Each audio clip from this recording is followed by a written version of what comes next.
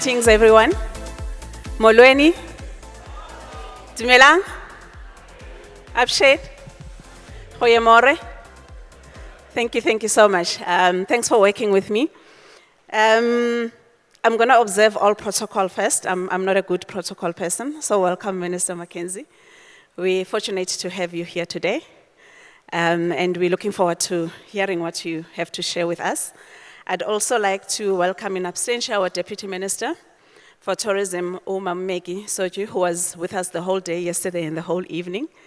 The Chairperson of the TBCSA board, my fellow board members, and everyone in the room who is so important, and that's why we're here today. I spent a bit of time reflecting on a lot of conversations that we had yesterday. And I know that our chairperson, when he was doing his closure, he alluded to a lot of the issues that were raised. And there were a few themes that I picked up. And those themes centered around everything starting with us as individuals. And there was a great one that came up with Graham Wood as he was speaking about dreams and our ability to dream. And it kind of like made me reflect on where we are, Sun City. Somebody dared to dream and decided that we need to build a resort in the middle of nowhere. It also made me think about Kruger Shelati. Chair, am I scoring points? Somebody decided that let me take this train and convert it into a hotel. So our industry in general is based on dreams. If we stop dreaming, we will stop growing and we will stop doing things. And it is also important that as we dream, we also do something about the dreams that we have. And there are very few things that are barriers to entry in our industry. We can take an opportunity and turn it into reality. And some of the conversations that we had yesterday had to do with the dual meaning. There's a dual meaning of our theme this year. As we had Dr. Paddy, who was such a fun presenter, I looked at him and I said, now I understand why he wears yellow suits, because it just didn't make sense to me initially.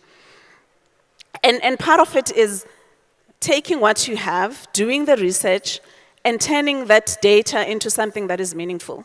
Because if we don't do anything about the information that we have and turn that knowledge into something meaningful, we will not be able to grow our industry. So the dual meaning of tourism matters is we are today and yesterday talking about things, matters that affect our tourism industry, but we're also saying that our industry is so important. It does matter because it gives us the opportunity to grow our economy, to grow our country, to grow our youth, and to ensure that there's access to everybody. And also it gives us the opportunity to bring that harmony between people and the planet. And looking at issues around sustainability, I think this is one area where we have to make an impact. Because I work in the space where we do a lot of business meetings. And one of the big things that has come up, especially with conferences and events, is what are you doing to sustain the environment? And a lot of the times it comes from international delegates who've actually flown into South Africa, so I'm not quite sure if they're counting the carbon footprint, but we're quite happy to have them here because they contribute to the growth of our industry. So there are certain things that we need to do to mitigate some of the things that we do in the industry that affect sustainability and the environment. One of the themes that I picked up yesterday was connecting talent and employment opportunities. It is an important conversation that we need to have. We cannot leave the youth behind when we talk about tourism. We need to make sure that they're part of the agenda and they're not forgotten. And they are part of the discussions that we have so that it becomes an inclusive engagement. Instead of saying what it is that we will do for them, we need to hear how the youth can contribute to this industry and be active participants in the tourism industry.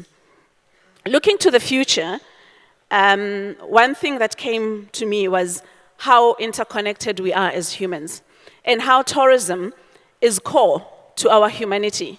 People in nature want to be with people. And that is why people decide one day I want to go to South Africa as a destination, I want to go to the US, I want to go to the UK, because you want to engage and explore other people and grow as a person. So we need to make sure that we continue with the culture of sharing that we have. One of the speakers last night talked about activism and mentorship, that we need to start being active. So some of the discussions that we're going to have going forward need to assist us in how we're going to monetize some of the values and the experiences that we have as a destination. And through our CEO, I'd like us to take 3 things out of these discussions, like we have done in the past, where we say, what are the 3 things that we're going to be doing as an industry? So that when we come back, it is not just a talk shop, it is tangible results that we come back and report on. And I'm sure yesterday you saw how we reported on some of the things that we have done as an industry. And we have to own it. As much as it is about public and private partnership, as a private sector, we need to own it, and we need to come up with tangible things that we are going to do to ensure that tourism grows. Some of the 3 things that came to my mind, Chair, is Santaco and the role of Santaco. Initially, I was like, Santaco, what are they doing here? But as I was thinking yesterday, I realized that one of our key issues or key challenges is security, safety and security, right? We always say crime is an effector, tourists are scared to come to South Africa because of crime. One thing that we don't understand is the power that Santaco has that can actually assist us. The taxi drivers are on the ground, they are our ears on the ground, they know exactly what is happening. For example, when you look at the routes between Johannesburg and Sun City, why don't we work with them? Because a lot of the times when crime happens, somebody knows somebody who has been involved. And the taxi industry, because of their reach and the spread and the numbers, they can be our ambassadors. So is there a way that we can do something tangible with Santaco to make sure that we boost our safety and safety of the tourists that come to South Africa? The second thing that came to mind was activism and mentorship. What are we going to do as an industry to make sure that we grow the youth? Okay, I am old. And how do we get them to participate in this industry? And the last thing for me is about kindness. Humans in nature want to share, want to spread the love, want to be kind, and that's why as South Africans we are so welcoming, and that's why a lot of people want to come and experience our culture, our history, our heritage. And there's another theme that came up yesterday, the new Big Five. I listened tentatively to some of the speakers and I was saying maybe we need to go back and look at what it is that we do have and start showcasing it. Marketing is about managing perceptions. So let's manage the perceptions and let's make sure that we reinforce the positive when we go out and try and get the tourists to come to South Africa. One, we've got our own ambassadors, we've got our own South Africans who deliver an amazing experience. Let's use them to manage those perceptions. And through our marketing campaigns and marketing messaging, let's make sure that we bring more people to South Africa as a destination. If we are going to achieve our target of 15.6 million visitors in 2013, we need each other. Our industry is the one that is about interconnectedness. We can't do it on our own. We know that tourism has to work with Home Affairs, has to work with other industry, Department of Transport, Department of Sports, Arts and Culture. We know that even in our value chain, accommodations need to work with flights, needs to work with car hire, needs to work with tour operators. So let's play on that connectedness and that connectivity and that interdependency of our industry to make it flourish. Ladies and gentlemen, I hope you are going to enjoy day 2. I hope you are going to stay connected, stay engaged, and you're going to engage and give us meaningful impact and contribution. I welcome you. Thank you.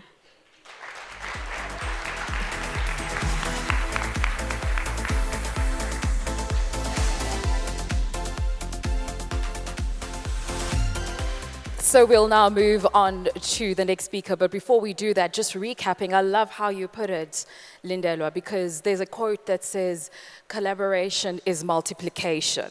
If we don't collaborate, we won't go far, and we cannot start delivering as different sectors and you know, in silos. Because the truth is, if we're in competition to show which other sector is doing better, we'll go faster, but we won't go further.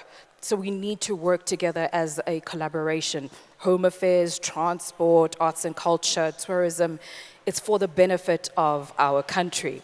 Of course, now the highlight is on how tourism can work together with sports, arts, and culture. So to just give us that precursor and to set the scene, I'm going to invite to stage the MD of Nielsen Sports South Africa, none other than Tumelo Selikane.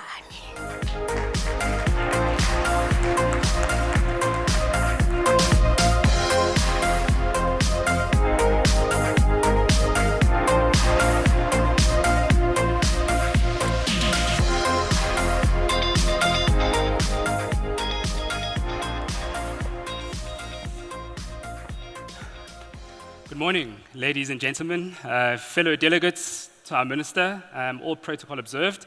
As it says on screen over here, my name is Tumelo Selikane. I'm the Managing Director of Nielsen Sports South Africa. And I've enjoyed immersing myself within the tourism industry, getting to have different and separate conversations with quite a few of you in this room. And a burning question that has been asked all the time is, Tumelo, but you're in sports, what are you doing here? And I actually have the great privilege to be able to stand over here and talk to you guys about the beautiful intersection between sports and the tourism industry.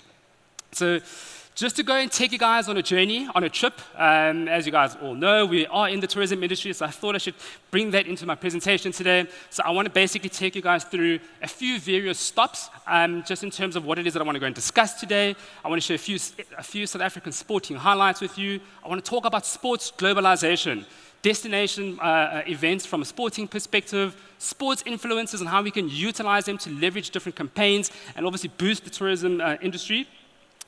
Lastly, I want to talk about a product that we own, a proprietary product called Nielsen Fan Insights, which is effectively a market research, a study that we do every single year, taking a deep look and a deep analysis of consumers, fans, what are the things that they're interested in, what are the things that they like, what are the things that they're participating in. And there are so many key critical nuggets within the research that we hold that I think you guys can strongly benefit from. So, without further ado, just to give you guys greater context about Nielsen Sports South Africa and what we do. So there are 3 pillars of work that we basically focus on. The first one is what we call media evaluation.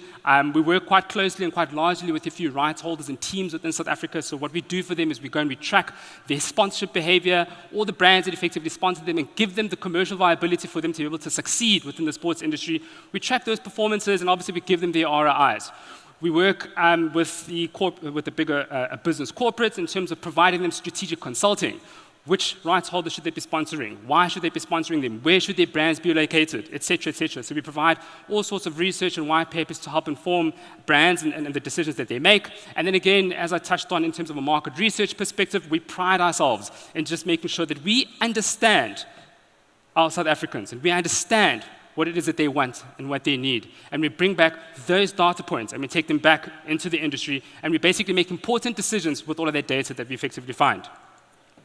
As I mentioned, so Nielsen Sports is also a global entity. We work with a number of businesses, rights holders, agencies, media companies globally, as well as in South Africa. There's also quite a few stakeholders that we work with. I spoke about brands and the brands that we present, and the reason why it's very important for us to be able to represent those brands is because they sponsor the rights holders. So as I said, the likes of your Cricket South Africa, your SA Rugby, Chiefs, Pirates, you know, the list goes on. We service quite a few of these rights holders in the industry, and effectively, as I mentioned, what we do is we monitor their return on sponsorship investments, and together we also work with agencies, the people that create the campaigns that you guys see on your TV screens, all the sponsorship and ambassador deals that you guys see with the various athletes out there. They use a lot of the information that we provide to be able to go and decide which athlete is best suited for which campaign. Lastly, in terms of media and broadcasters, we work very, very close and hand in hand with the likes of SuperSports and MultiChoice. We measure audiences. We understand which South Africans are watching which sporting shows, which channels, how many of them are tuned in, how many of them are tuned in days in and day out, how many of them are watching content repeatedly. All of that information is critical to driving and delivering value for brands. And all of that information, again, is also very critical in terms of determining what to package on various channels, determining and getting a proper understanding of what is it that South Africans want to watch from a sporting perspective as well as from a lifestyle perspective as well. So in terms of starting on a clean slate, all of you here are in the tourism industry, or at least I assume. and I am in the sports industry. I spoke about the intersection of sports and tourism and what is its purpose, what happens when the two intersect. Well, effectively, it amplifies a lot of things that you guys are already aware of, right? So it has a great job of amplifying jobs.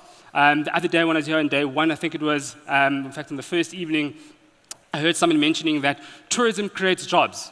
Sports creates jobs. Now imagine the two of them combined, how many more jobs can be created, right? Sports also has this objective and also creates national pride. Every time the Springboks play on a Saturday, be it against New Zealand, Australia, Ireland, everyone rallies up together. We are so proud to watch the Springboks. Hey, what do we call it in South Africa? Gees. It creates so much gees. Also recently we had Bafana Bafana in the African Cup of Nations. For a very long time, Bafana Bafana was looked at, as, that soccer team, they don't win. Look at them now. They're thriving. They're doing very well. So sports has this great job of bringing us together, creating positive sentiment. And I think the tourism industry can leverage off of that. Again, sports, as well as tourism, when they do intersect, it also allows for infrastructure development. I'll take you guys years back to 2010, when we won the FIFA World Cup bid. What happened? All of a sudden, we needed to make sure that we needed to have proper stadiums, proper facilities in place, proper roadwork in place, a functioning infrastructure across all municipalities, so that we can deliver the best sporting spectacle that the country has ever seen. Again, the first in Africa. So when you consider that, and when you consider all those beautiful points that intersect together, you can then understand that there are so many hidden opportunities that might not be initially obvious to you in terms of where it is that you can leverage off of and how you can collaborate with the sports industry. Lastly, we say that the intersection of sports and tourism gives us global recognition. All of a sudden, like we were on the map now. Hey? Trevor Noah was out there in America, host of The Daily Show. South Africa's on the map. I was speaking earlier on with Tammy. We were talking about Thuso Mbedu, an actress. She's also on the map. So when we succeed in South Africa, when we do great, all of a sudden, we become this global spectacle. We generate lots of interest. People want to find out more about us. People want to come and visit us. Those are opportunities for the tourism industry to go and leverage off of. So again, I spoke about the amplification of all of these factors over here. What do? They effectively drive the economy. It has a great economic impact, and that's the answer. That's what happens when sports and tourism intersect, right? But guys, that's a very Googleable answer. You guys can just go, like, how can we make this thing work together, And that's not why I'm here. The reason why I'm here is I actually want to go and show you guys the value of sports and how you can use it to create strategies that essentially that you can leverage off of to boost the tourism industry.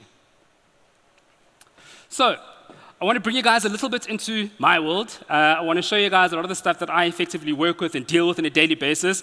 Again, I was saying to, I can't remember who I was talking to this morning, but there's this misconception that, Tumelo, you're the data guy. So apparently I've got like a data library in my head. I know numbers to everything, which some I do, but some I don't. But effectively, I want to bring you guys into my world and make you guys understand exactly what it is that South Africa has to offer, right? So if we take a look at a few highlights that have taken place this year, first one, a massive squad effort, South Africa's historic path to an elusive T20 World Cup final. My goodness. How long have we been waiting for the Proteas to get to the final of anything, and how long have we been waiting for the Proteas to win?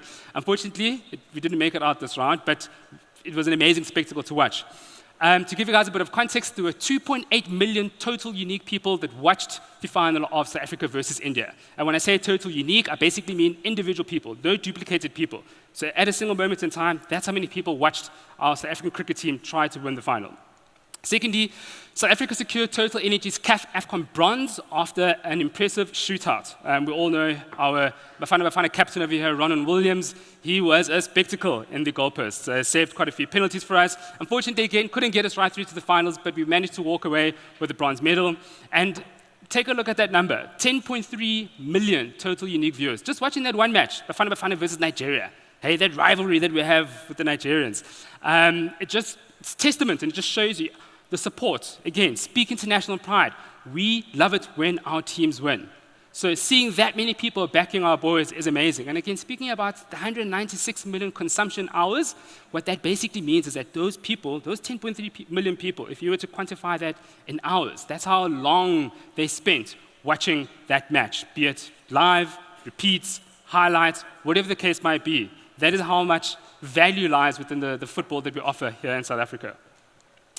The 2024 Paris Olympics was a headline event in the 2024 sporting calendar. We came back with numerous medals. We had Tatiana Smith, Akani Simbine, and obviously our athletes doing us very, very proudly over there. And again, just to talk about how much as a nation and as a country that the sporting codes were available to us, there were 18 channels that were broadcasting the Olympics. I don't know how many of you went and tuned on to SuperSport, but you could literally go onto the main channel. There was one big screen that had multiple screens where you can see different sporting codes taking place, and you can go to hone in and see just athletics. You can hone in and just see football or whatever the case might be. So effectively, what that did was it just created multiple opportunities for you guys to be able to go watch and capture the true talent that lies within our South African sporting stars. And then we've got Driekus du Plessis. Hulle weet nie wat ons weet nie. Hey, that's quite like a popular line that we seem to be hearing quite often these days, along with, I think it's RSA, DNA? Oh, I could have gotten it wrong. Apologies if I have.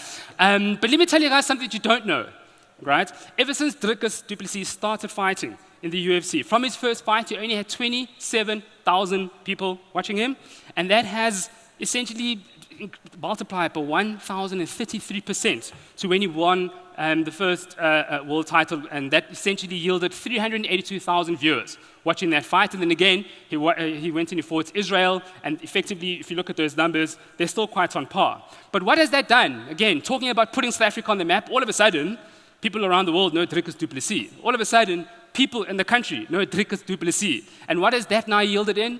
Are we going to see a UFC title defense fight in South Africa?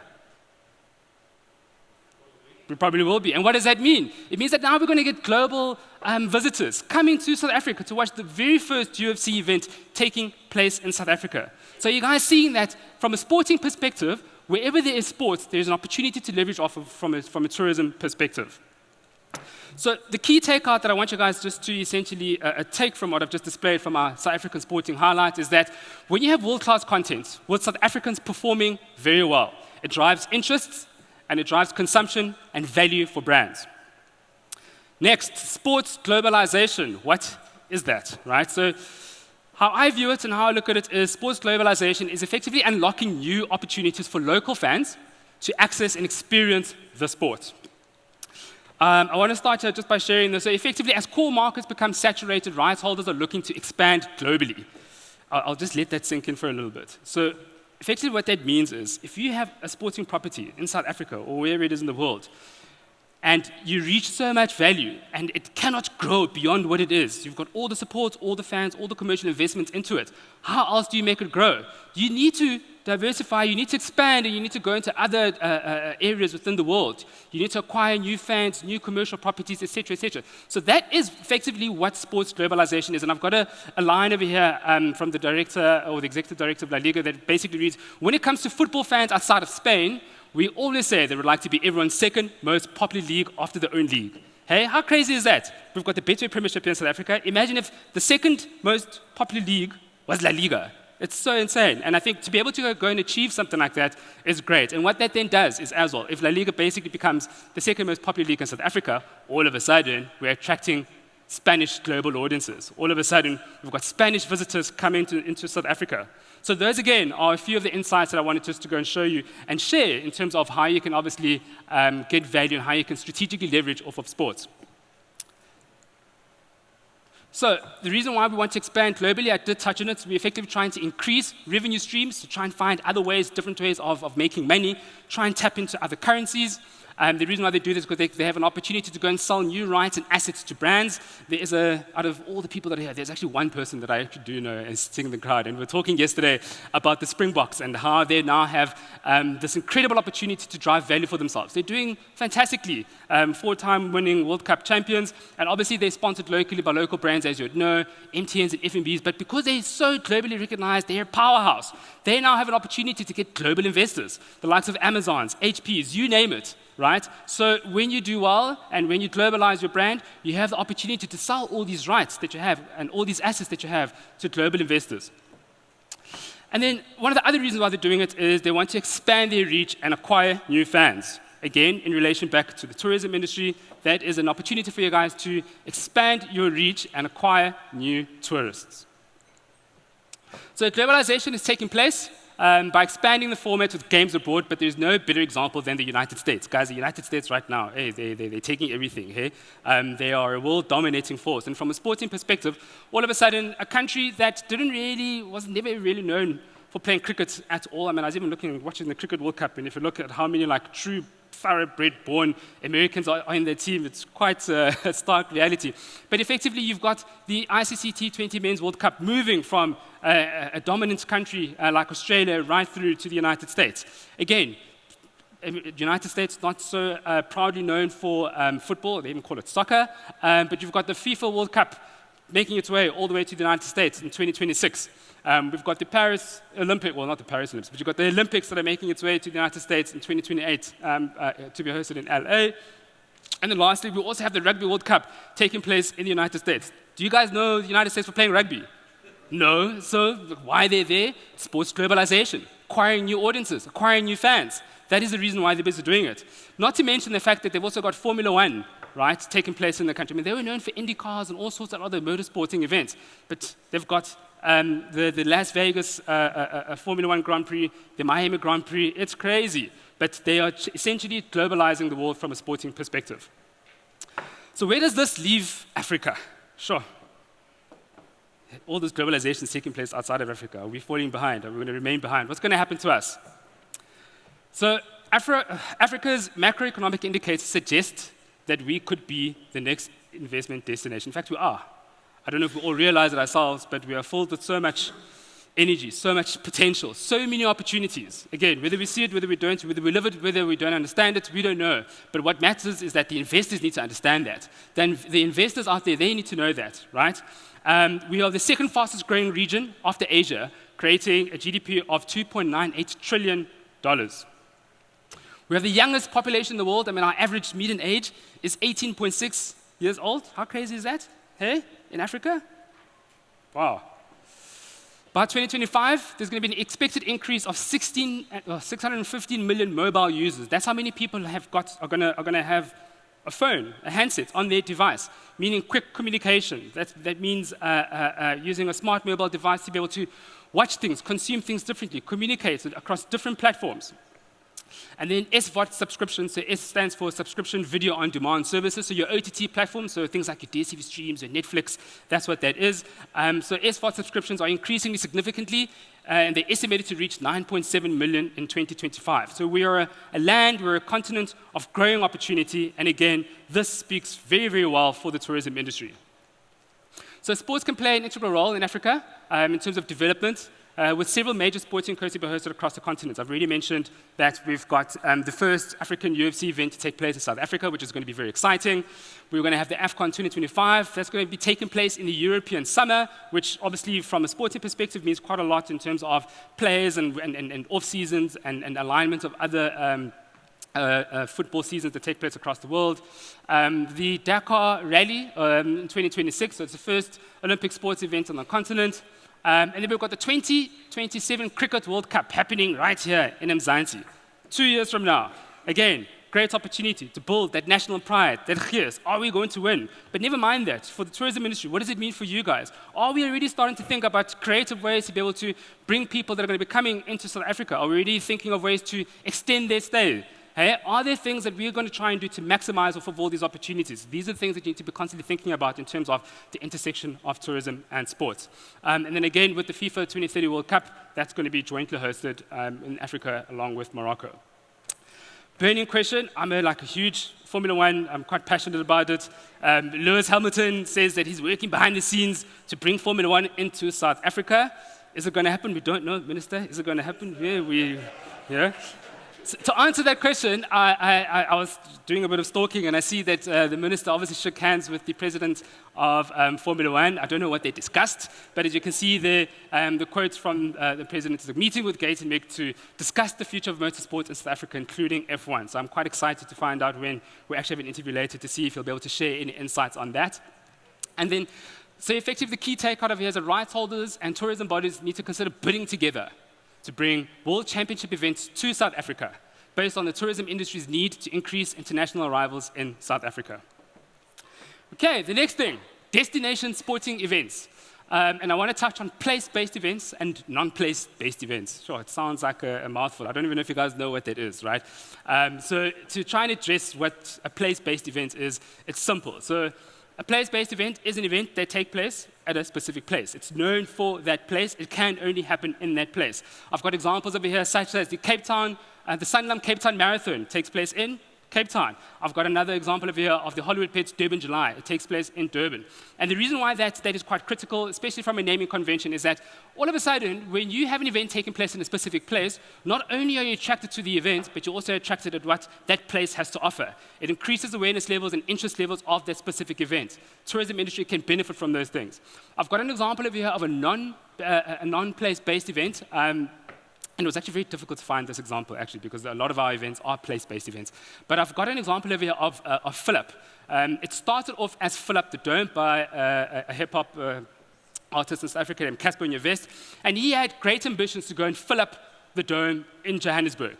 Until he realized, hang on a second, if I can fill up the Dome, I can fill up F&B. No, but wait, I can also fill up Moses Mabhida Stadium. And then all of a sudden, he's now touring the Philip brand around the country. So it does not really matter where this event takes place, as long as he's filling up something. Again, it doesn't matter where it takes place, as long as, so that's an example of a non-place-based event. And effectively, what this then does is it has a tremendous amount of impact on travel. If you think about what those impact factors are, it creates a greater sense of awareness, a greater sense of perception, and a greater sense of travel intention. So when you make your considerations between hosting a place-based or a non-place-based event, these are the things that you need to take into consideration. And the ultimate goal is, will this event result in people traveling to this place, right? So those are the things and the discussions and the conversations that you're going to be having with the sports industry. I've really touched on the perceptions of the event travel. So if you know that an event is taking place at a specific area in Cape Town, wow, there's so many things to do in Cape Town.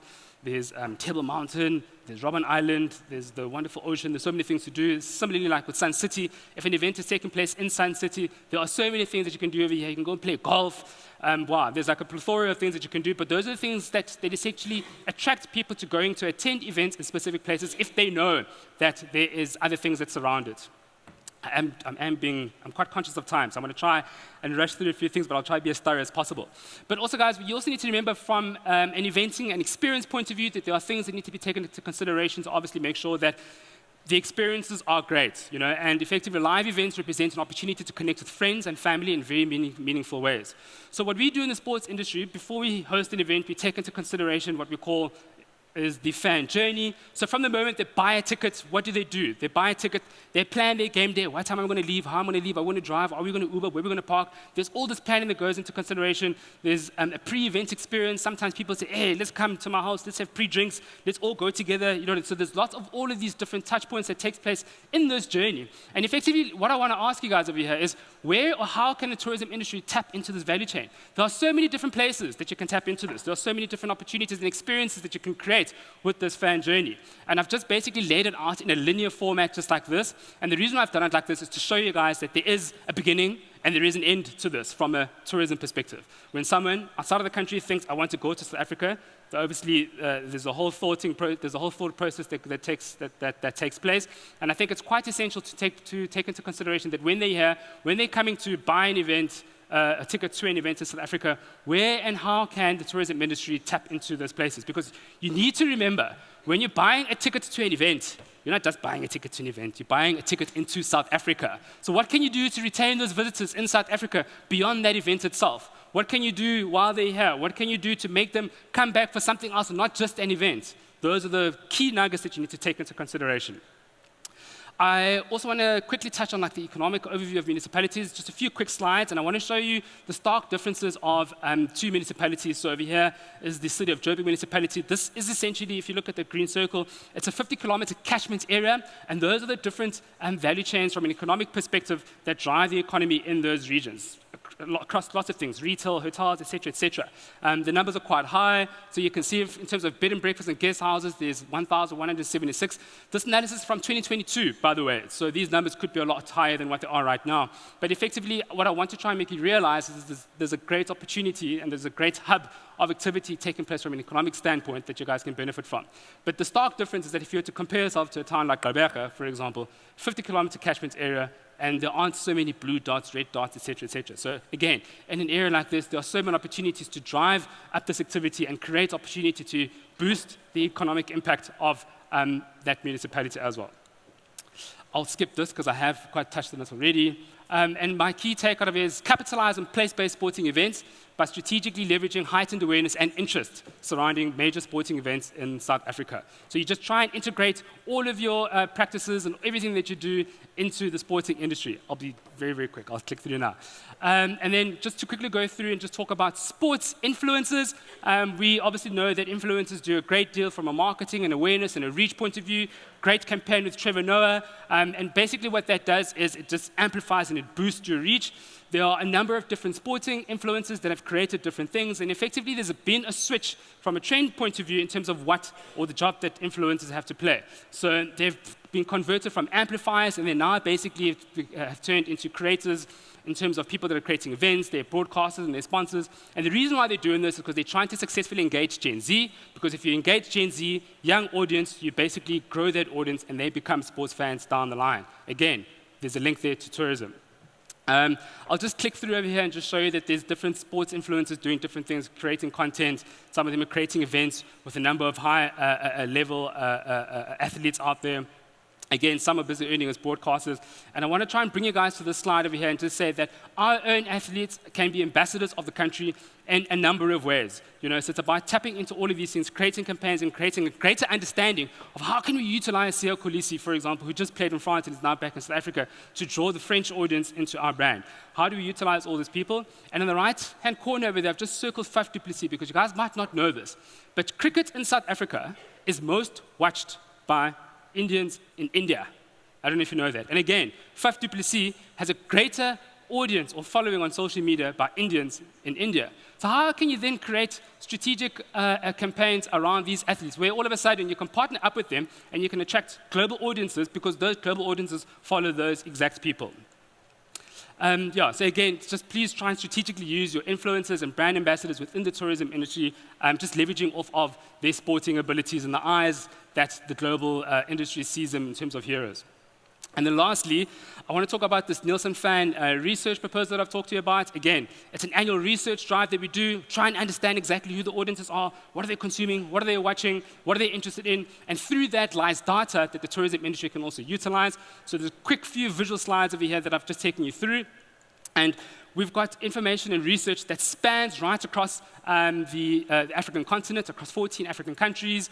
It spans across different global markets as well. So there are specific global markets that we're interested in terms of trying to get those audiences into South Africa. We can see what their awareness and interest levels are.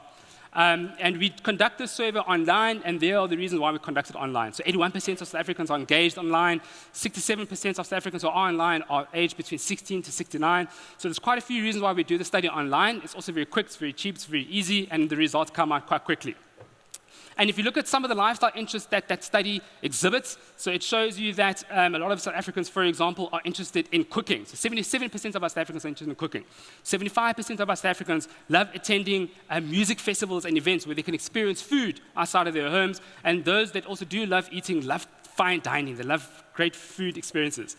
In terms of other lifestyle interests, 86% of us South Africans love traveling locally, 77% of them love traveling globally, and then there's another set or group of different lifestyle interests and activities that we study. These are different things that you guys can employ into your tourism objectives as well. And then lastly, we measure sports, and there's lots of sporting interests that we can essentially capitalize on.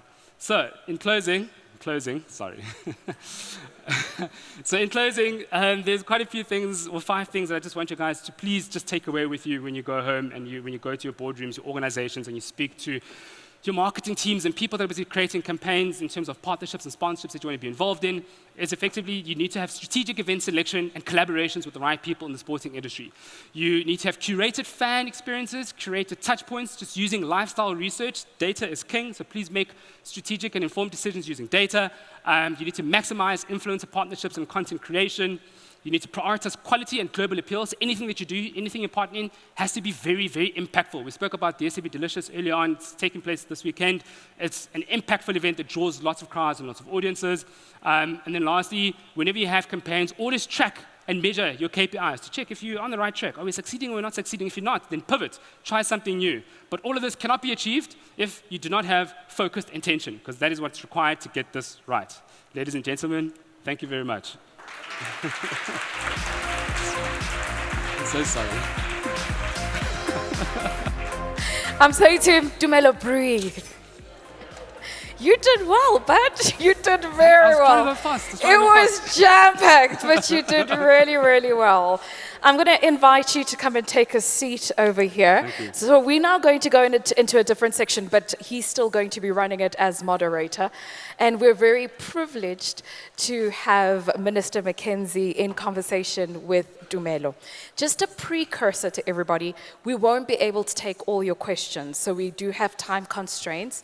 So please don't be mad at me if I can't take all your questions a little bit later.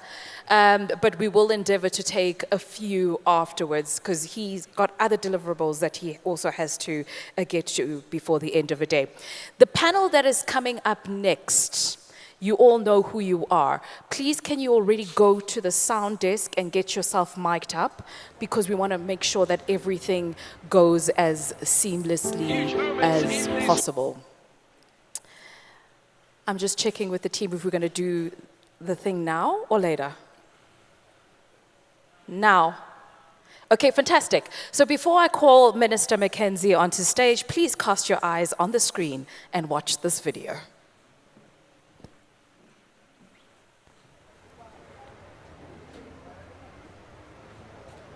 Huge moments in this race, to say the least. Go, go, go! As they make their way through the kick, down through towards turn 2 and Crowthorne. It is still side by side between them. Leads the Grand Prix here in South Africa. What a way to get started. As they round barbecue bend in turn 5. And then tackle the straight as they mark their way down towards turn 6 and Sunset. Further back, it tackles the This time, as they break through the hairpin bend. it's not just about pistons, Here at Kyalami. What a sensational result. but the power of possibility.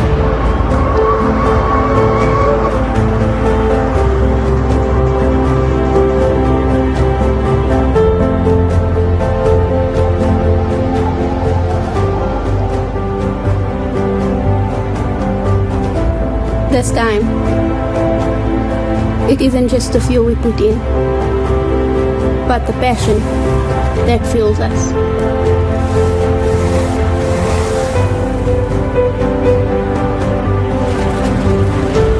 This time, it's not just a spark that combusts an engine,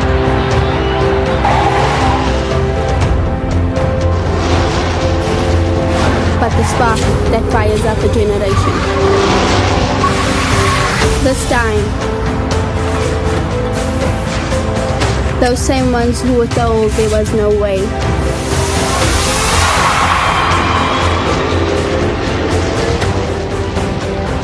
are the ones who will pave the way.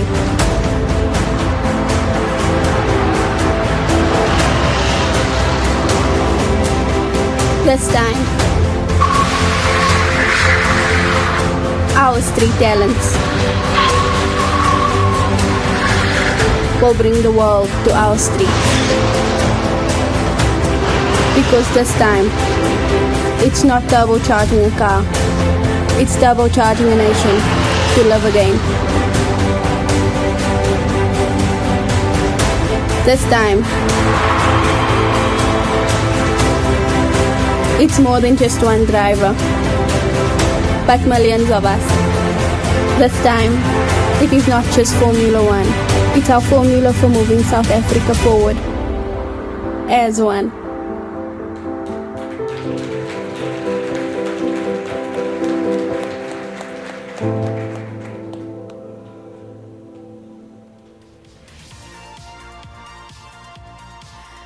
Fantastic. So I obviously wear many hats, but I'm here as a South African citizen, and we're saying we really want Formula One. Help us, please, Minister. And without further ado, please welcome Minister McKenzie to stage.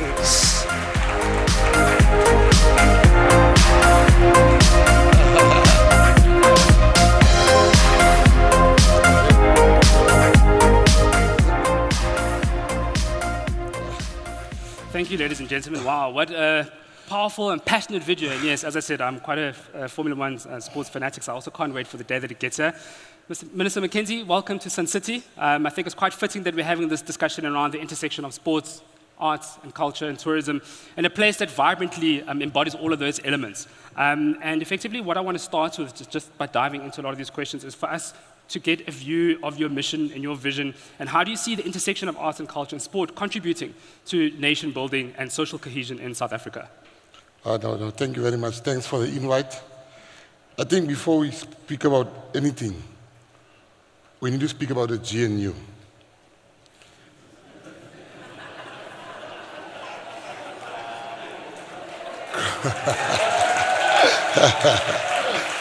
Because you must understand, the GNU has reimagined what government is, Yes. and will be.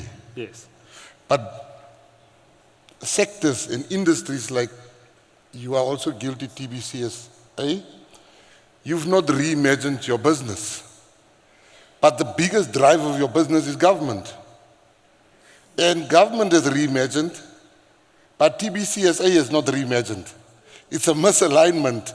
Somebody's going to fail, and it's not a GNU. What do I mean with that? I mean, you know, if you told me 6 months ago, I will tweet that Leon Schreiber of the DA and John Steenhuisen is doing a good job, I will know that you are on drugs. And look at you now. If you told me 3 months ago, 4 months ago, I would sing Re rata kaofela Ramaphosa. That is the possibility of this country. This country's got possibilities, and the problem was most of us, we've forgotten where we live. We live in the greatest country in the whole world, and you have to believe that in order to execute on your mandate. We've got the best weather, but we've got something no other country has. We've got the best people on the planet living in South Africa.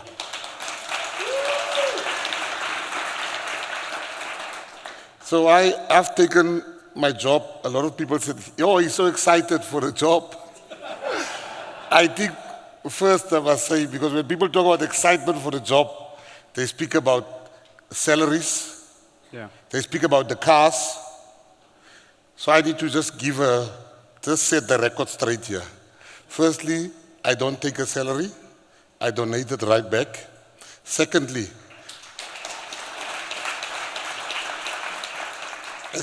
I'm the only minister that had to take a demotion in car.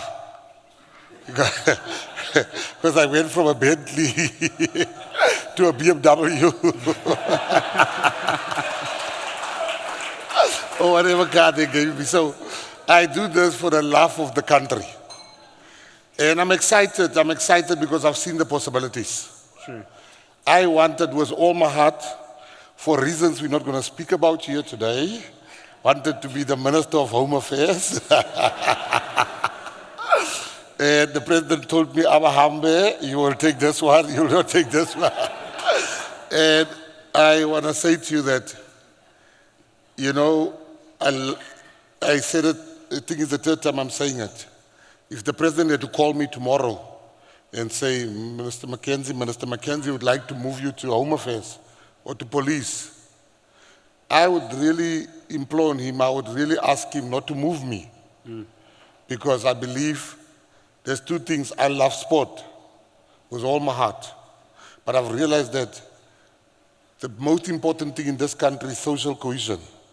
We need to become a socially cohesive country. And this department gives me the opportunity to continue the work that Nelson Mandela started. And that's a gift. And that's true. If I may interrupt, I think that's true, and it's an interesting point around social cohesion, because again, being the minister of this department, there's just so many different pillars and aspects that obviously speak to social cohesion around the arts and the culture. And I think it's very important for everyone in this room to understand that we shouldn't be operating in silos. That's obviously been drummed in everyone's ears and repeated day in and day out. So I think it's a great point that you touched on over there. But what I also loved about what you spoke about is speaking about possibilities. We're alive with possibilities. There's so many opportunities. And we recently just announced Project 300 and that it aims to elevate our Olympic performances at LA 2028. Are you able to just shed a bit more light around that and just tell us exactly what Project 300 is about? No, definitely. I was a bit embarrassed looking at South Africa. There's countries that's like 10 million, 12 million population countries, and they took the same amount of athletes that we took to the Olympics. And people say, you see, I had one official saying to me, Minister, we got more people than this country. I said, well, this country, you got more people here, but this country's got 6 million people. We are 60 million population. And I came back and I realized, and I'll make you 2 quick examples. One was my son, and one was Walaza. My son, at the age of 10, I just went to a sporting event, and the principal walks to me and he says to me, Mr. McKenzie, you do know that your son is the fastest 10-year-old in the country. And I remember his mother said he's probably getting it from her. I said, no, he gets it from me. She said, I can't argue that. You used to run away from the police, so yeah, that can't be the truth. So Project 300 was, so when my son was 11 years old, he was still the fastest, according to his teachers. And then I got him a coach, because I saw there's something there. At the age of 12, we visited my family in Menenberg. And they started running. And there was an 11-year-old boy that outran my son, like my son is standing still. And I realized the people that end up at the Olympics, with all due respect, are usually my son, and not the child. They don't have the finances. They don't have the coaching. And I decided, I looked at Walaza. Walaza went to the Olympics. And when he got there, he came back, he got a silver medal with a relay. Yeah. 3 weeks ago, he went to Peru for the World Youth Championship. And he got 2 gold medals, 100 meters and 200 meters. And when he came back from the Olympics, the media asked him, I was there, what has been your most enjoyable experience? He looked at me and he said, the ice cream machine at the Olympics.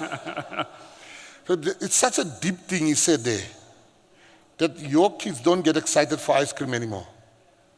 But here's an Olympian getting excited for ice cream.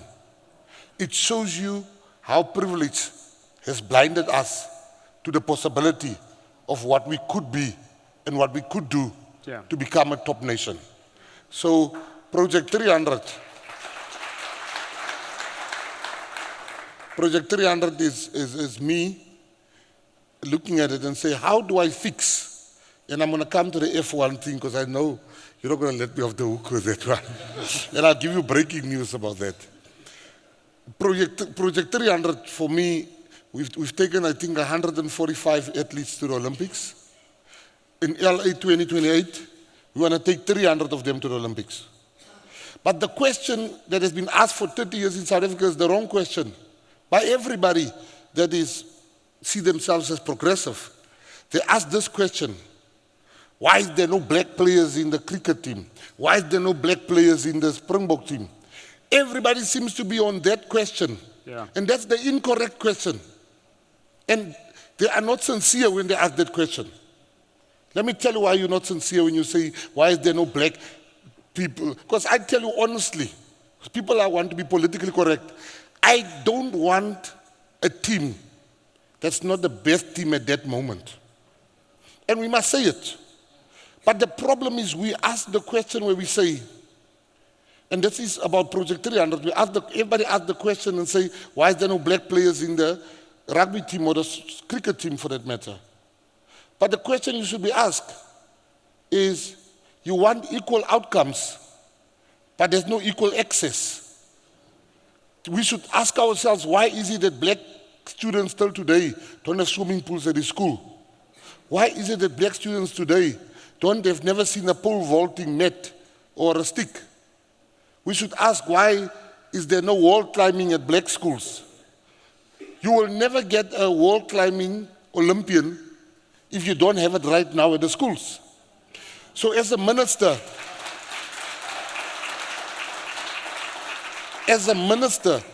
that is my first aim. Instead of worrying about the outcomes, I want to worry about access. True. I want to make sure our kids compete at the right level. We don't want financial apartheid in sport. Because you look at people that get an opportunity. Opportunity is everything. So we are getting Project 300 together, where we are going to take it outside government. Because government has good plans sometimes. They have good plans. The problem with those plans, let's take my predecessor, Zizi Kodwa. He had some good plans, and I come in, I would never just build on his plans. And that's the truth ministers don't want to tell you. Because I get judged politically on what I've achieved. One of the greatest things we have there is Mzansi Golden Economy, where we help artists and tourism. And the deputy president said to me 2 weeks ago, we're having a discussion, he says to me, Mzansi Golden Economy is my brainchild. In my mind, I'm like, it's about to die. Thanks for reminding me. Because that's just politics. Now, I'm going to give you extra 5 minutes for this I'm taking up. Cool. You can ask all your questions. So what I'm trying to say to you is that whenever there's good plans that your predecessor had as a politician, you are reluctant politically to follow up on that. Now, Project 300 is a project that we take outside government, where we bring the top people of the industry. And TBCSA you need to make sure you get a seat at the table of that board, because we are going to put money in Project 300. And the job of Project 300, we will have the biggest companies in sport at the moment is the Bidvest, is the Sasols, is the MTNs. Those people that gives a lot to sport. They will run Project 300. They must identify and make sure we take 300 athletes. And sport is 50% on the field and 50% off the field. Nutrition, yes. Mental health, medical, all those things that some poor kids can't afford. You don't just put a kid on a soccer field or a rugby field and say perform.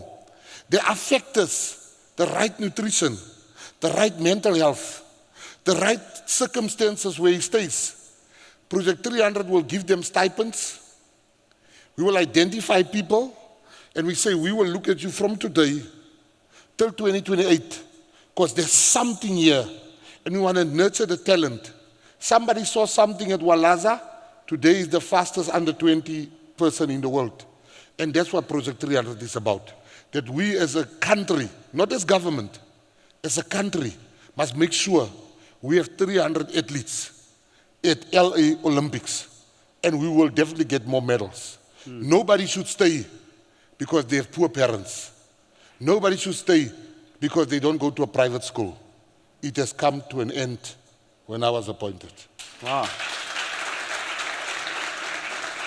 And for me, that's an amazing prospect and an amazing ambition that we can all look forward to. And why I love the prospects of Project 300 is because it speaks to something I'm quite passionate about, which is sports development, providing equal access and equal opportunities to people at school level in underserved areas. And I think for the people as well, to the benefit of the people in this room, I think people underestimate the power of school sports and the value that it brings into South Africa. You know, a classic example is like Absa Wildeklawe, which is a school festival that takes place in Kimberley. It attracts over 100 schools around the country. It attracts over 28,000 people into Kimberley, and it generates an economic impact of 267 million rand just for Kimberley itself. So that is the power of what school sports has, and obviously it's an opportunity to identify that future talent, as the Minister has displayed over here. I'm very curious, though, to find out about your plans around Formula One and this breaking news that you've got about it. Do you have anything? What do you have to share with us now that I've got you right next to me? I'll tell you that last. You'll tell me that last. Okay, cool. Then, in that case, then let me try and move away from sports just a little bit, because I want to try and focus on arts and culture and music specifically. We have amazing, talented artists in South Africa, the likes of Tyler, winning Grammys, MTV Awards, and the likes. We've had, you know, Black Coffees, for example, in the world. And, you know, what we're seeing is all of these amazing artists and all this amazing talent, they're making their way abroad, which is great. It's putting South Africa on the map, right?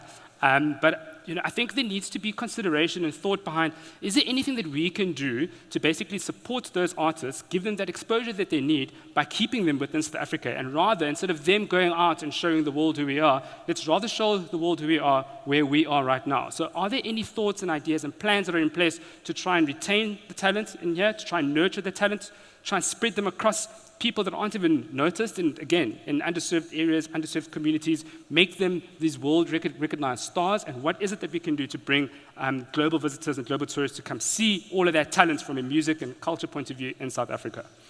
I think where there's a direct influence in your industry, where you have failed and government has failed, and it's very important what I'm going to say now. I looked at the events happening around the world that is never coming to South Africa. And your counterpart body, your colleagues in Rwanda, has beaten you hands down. The Rwandan TBCSA is doing what you need to do. Government is those people, it's like your child.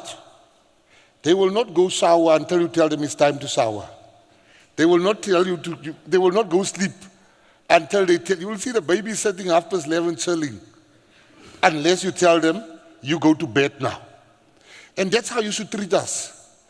And you're not doing that. You're not coming to us and say to us, culture, this is the world events that you should apply for government. You're not doing that. You're waiting for government to say to you, we are bringing F1. What are you? When did you come to us? We are your government, we are your servants.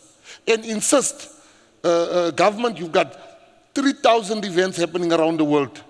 We want you first to get 20% of that or 5% of that. And here are the 5% of events. So my advice to everybody here today, not only with the Department of Sports and Arts and Culture, because you have an open invitation now from me, and I can assure you that the GNU will agree with what I'm going to say, the other ministers. You need to tell us, because this is your industry, what events will drive your industry if it lands up in South Africa. Not only big ticket events, everybody looks at the World Cup, at Grand Prix, but there's a lot of other events happening around the world that will drive. You can't just have tourism in Joburg. You need to design events, bring events here that can show Nelson Mandela Bay. I saw here on the screen that is a fit for Nelson Mandela Bay. So you have work as TBCSA. You need to go back to the drawing board and come back to us and tell us, there's this event, there's this event, there's this event. You know, let me make an example with a country, Azerbaijan. Most of us didn't even know that country exists, Azerbaijan. I was there this weekend. And you know what was my claim of fame? My claim of fame was, he knows black coffee. People were asking me tickets for black coffee. I said, where's black coffee performing? They're like, he's performing tomorrow in Azerbaijan. I'm like, okay. I first need to make sure I get a ticket to get in. Now black coffee is known in Azerbaijan. I went to the dome, it was packed. So I'm saying to you, as a challenge to TBCSA, stop reimagine your industry. Reimagine how you do things at the moment. Don't just do big events. There's a myriad of small events happening in sport, arts, culture, what you call leisure. There's what you call MICE. There's a whole lot of those happening around the world. If you're going to wait for government, I am sorry to tell you this, you might wait forever. If you wait for the GNU, you might wait 5-7 years, but yeah. But just there, and it's a serious point I'm trying to raise to you. Change your game. Lift the bar. Come back to us with a list. Expose us. When the event happens, you say to people, we've told our government about this and they did nothing. We hate that as ministers. We hate being exposed in such a fashion with the truth and with fact. So that is my challenge to you. Go back. Don't wait that you sit here like Tumelo are waiting to hear about F1. You should tell us about F1, what is going to happen. So just there, and the arts, we are busy, and the time I'm using, my people will add. I don't know how they're going to do that, but they need to add. Because I've Are you going to add 5 minutes to the time that's there already? Yes. Is that what you say? I want to make you an example with drinkers. Let me tell you something about drinkers that you might not know. Drinkers won, nobody looked at drinkers. Drinkers then won the championship. You know, in that excitement, somebody put a mic in his face and asked him, what do you think about the government? Oh, wow. Yeah. And drinkers said, they pieces of shit. They are not good. We've got load shedding. And he said a lot of not so flattering things about the government of the day. Then, when he won, government said nothing. They didn't congratulate him. They didn't meet him at the airport. He became person non grata.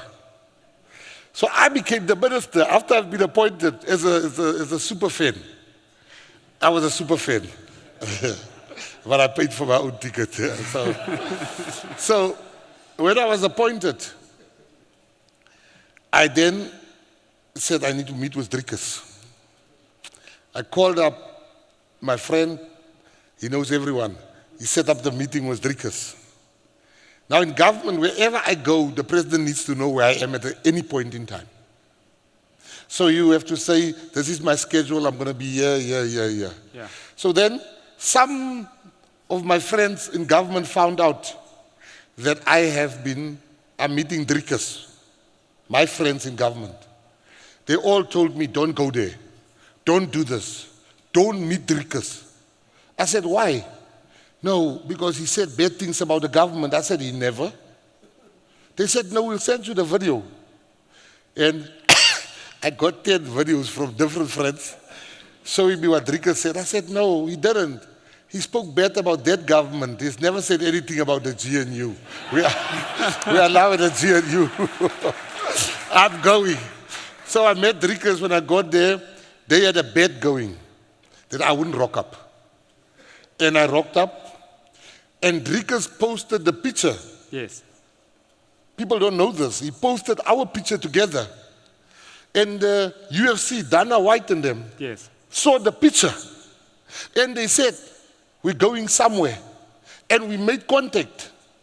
And we met with them in Australia. And we spoke to them. And we said to them, we want you to bring, I nearly said F1. I'm going to add a time, don't worry. They will make a plan. They then, she's making my problems her problems. So, the two things that you must know, three things, and then I'm done. The first one is, we then spoke to UFC. And then one journalist here asked me, do you think UFC will come? One journalist asked me, you think UFC will come to South Africa? I said, yes, definitely. They then asked Dana White, is UFC really going to South Africa, hoping to stir? Dana White said, of course, definitely. 10 minutes before the Driekers fight, 2 weeks before the Driekers fight, they said, we'll only get it if Driekers win. 10 minutes before the Driekers fight, they came to us before the fight, they said, even if he doesn't win, We'll still come. we are still coming to South Africa. At the moment, the battle is on between Sun City, Northwest, Gauteng, and the Western Cape. Yes. All three wants to host Driekers' next fight. Because it was embarrassing that 2 African champions were fighting in Australia. Australia, no, I agree. That will never happen again. So it's going to happen between Gauteng, Northwest, and the Western Cape. So UFC is definitely coming. Secondly, there's something big that's also coming to South Africa. Now, before Formula One. That's the third one. That's the third one. The second thing is, my children grew up because of the businesses we used to run. Nightclubs, events. So they grew up amongst a lot of famous guys. My boys are never faced like other kids would. And we went to Wimpy in Pretoria, the 3 of us. I'm sitting this side, the 2 of them sit this side. And they go like, and I'm like, I wonder who's this, because that's out of character for them. And they're like, and both of them, they're 12 and 13. They went like, and I look around, who's this big star? I was hoping it might be Beyonce or somebody. But when I looked around to it, I looked around, and all I saw was one fat white man. And this white guy comes to me and he says, Minister, kan ek 5 minute van minister se tyd kry? And my son said, my younger one said, he's speaking to Dad. And I had no freaking idea who this guy is. And I said to him, please give me 2 minutes. I will join you now. I just want to finish the conversation. And my son spoke out of turn. He said, no, Dad, you can go now. And I'm thinking, you're stupid. I want to find out from you who this guy is. When they went, I said, who does? They said, Dad, don't you know him? I said, who's this? They said, it's Danny van Heerden. I said, who's Danny van Heerden? Now let me be honest. I said, who the fuck is Danny van Heerden? They said, so I was frustrated with them. They said, Dad, he's number 3 in the world when it comes to power slap. I said, what is power slap? They said, Dad, don't you know what power slap is? I said, I'm going to ask you for the fucking last time. What is power slap? And they told me what power slap is. Yeah. And when I met Danny, I said, congratulations, being the number 3. And Danny said, my fuck, jy is die beste minister. Weet jy die ander ministers, weet nie wie ek is nie. Ek sê, hulle is fucking dom, man. And we are bringing power slap. It's the fastest at the moment being legalized around the world. Nevada, Abu Dhabi, Dubai, Singapore are all legalizing power slap. We are in the process of doing the same, and we're bringing the biggest power slap championship to South Africa next year. Congrats. F1, this is breaking news I'm going to give you. I must tell you, your presentation was one of the best I ever watched. Thank you. Thank you. Let me give you my hand for that.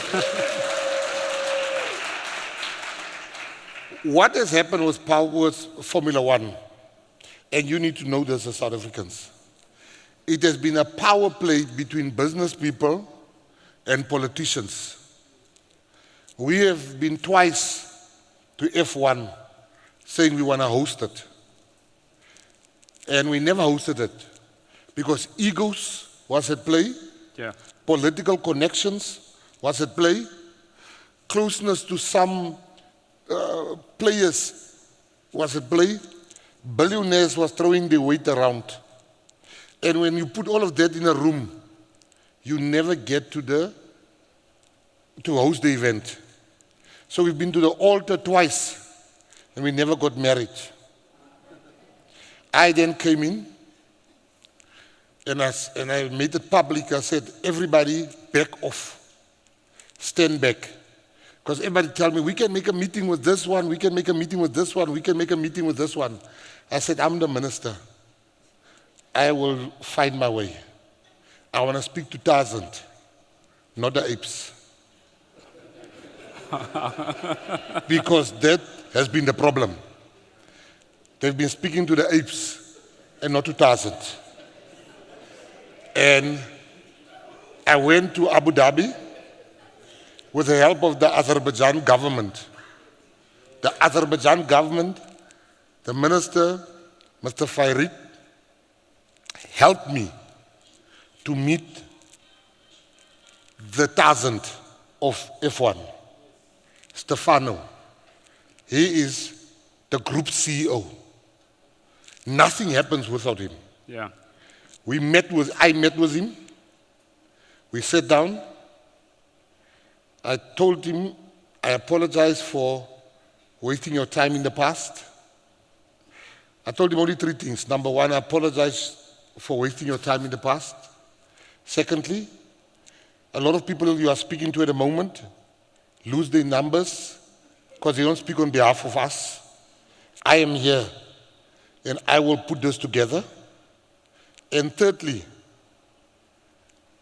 you lead us as much as we need you. Because you can't be a world championship. You miss one continent. And I'm here representing that continent that you are missing. Yeah. So let's help each other quickly so we can bring F1 to South Africa. He said, we sat down, we spoke. So where we are now, F1 is definitely coming.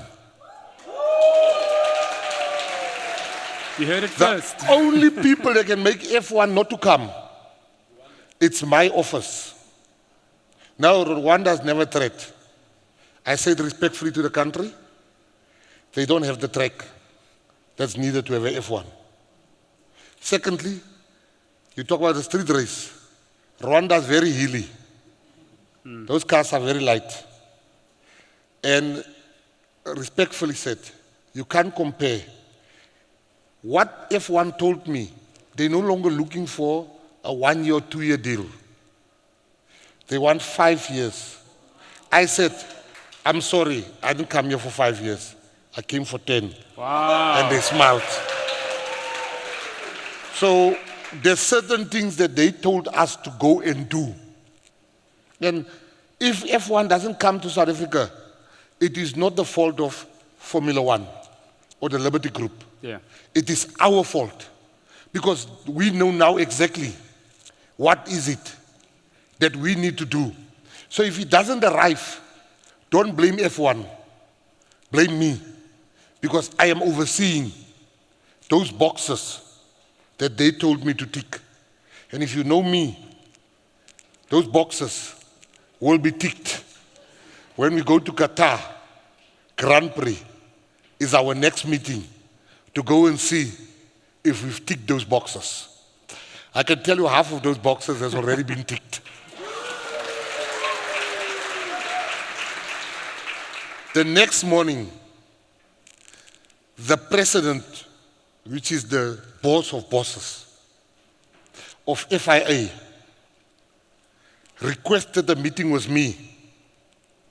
I'm like, it's nice to be a minister. I've always been an admirer of the way he does things when he was a racer. We met with him. He supports, he's the boss of F1. Yes. He supports our bid as Africa to get it. He's also in discussions with me that we must bring a lot of world motorsport championships to South Africa. So in conclusion, I need to leave you with this. in regards to your industry. You are lucky because you have a tourism minister that understands issues. Patricia de Lille and her deputy minister, they know what to do and they are ready to do it. And you have the best minister that you could have had in a very long time in that industry, and deputy minister. The second one is there's going to be so many events coming to South Africa. I'm going to meet with you more in a more professional and formal meeting. Yeah. Where you tell me which ones you want to bring, but I'm going to tell you the ones that we don't have time now to tell you about. We are in for a bumper season. If you've been thinking if you must make your guest house, your hotel bigger or buy a new tourism vehicle, now is the time to do it. Because the country, under the President Cyril Ramaphosa, I can tell you, he's the glue that keeps us together. Because some of us are a bit mad in there. I'm one of the mad ones. And you need that calming. I always say, President Cyril Ramaphosa, consult too much. Yes. Now that I'm there, I see you will not do anything until you have a consultative attitude in achieving certain outcomes. He made me agree to stuff that I would never have agreed to.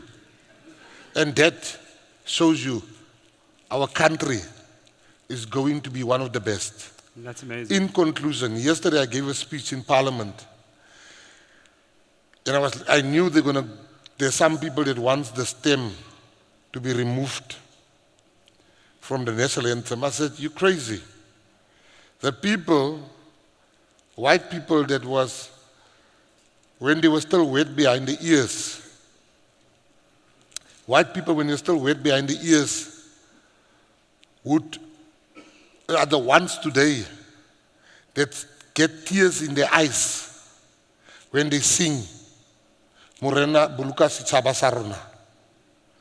Black people that fought and was willing to die, not to speak Afrikaans, are the ones today that was the same gusto at which they fought, not to speak Afrikaans, are singing at the blow van ons hemel.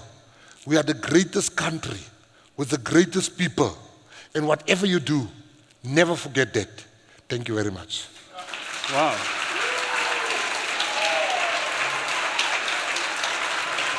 Thank you so much. Thank you. Thank you so much. Thank you. you. Thank you. Thank you so much. I'm going to ask you to stay Yeah. on stage, please. So we're totally running behind schedule, but we thought let's let it go because this is what we came here for, right? I have time for literally one question. I'll take And three. I I'll have take to. three. No. I'll take three. No, can I keep wasted my time. job? I want to keep my job. You can come through. You must Because I meet haven't them. been taking questions from the back, so you can come through and ask here. That's Serious fine. meeting very soon. He literally walked all the way here. Okay, no, yeah, just one, yeah. Thank you very much. My question actually starts. I actually want to ask the question to the gen from Nielsen. So, I mean, besides government intervention, right? It sort of leads to what the minister was talking about. Given your expertise, how do you see the collaboration between the tourism sector? Sorry, And- can you just speak louder? What do I Okay, say? cool. Given your expertise, how do you see the collaboration between the tourism sector and sports organizations in creating compelling bids for international events that the minister was talking about? Are there specific data insights or strategies that you can tell us that can enhance the chances of successes in attracting these international bids? I mean, for me, your question is pretty much answered through some of the things that I touched in my presentation, but it all comes down to collaboration. And I think it all comes down to the fact that we need to consciously realize that we are working in silos. We need to consciously be aware of the fact that you cannot just treat a sporting event as a sporting event and it does not intersect with the tourism sector. So there needs to be more effort, more work to actually try and find out who are the right people in the sporting sector to speak to. How can we involve government in the initiatives that we want to try and do to, again, amplify the possibilities and opportunities that both sports and tourism can together both achieve for the nation. So I think we've never really had the opportunity to go and do that, get in the rooms, be bold, be daring, be fearless, and make those decisions that we need to make. And if things go wrong, as I mentioned, pivot, track what you're doing, and just consciously keep that in the top of your mind that there's opportunity to work together. Perfect. Please, Minister, I want to keep my job. No more. I'm going to please ask the CEO of TBCSA to come forward, and can the board start preparing themselves, but don't come up yet for the rest of the board. Can I ask Chifiwa Chifengwa to please come up to stage and just say a few words?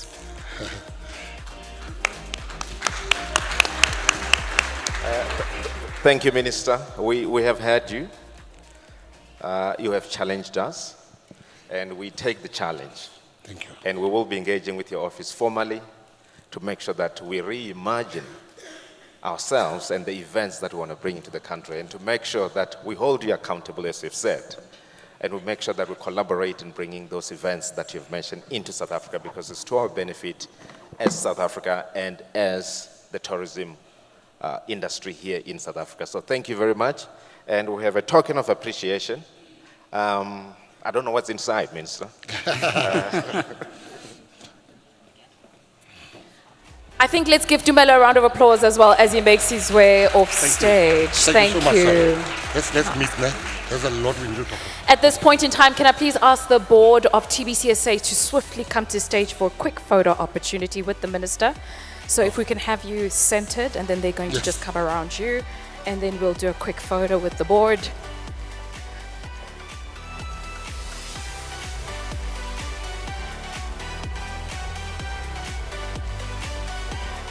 Please, can I ask all of us to take off our tags?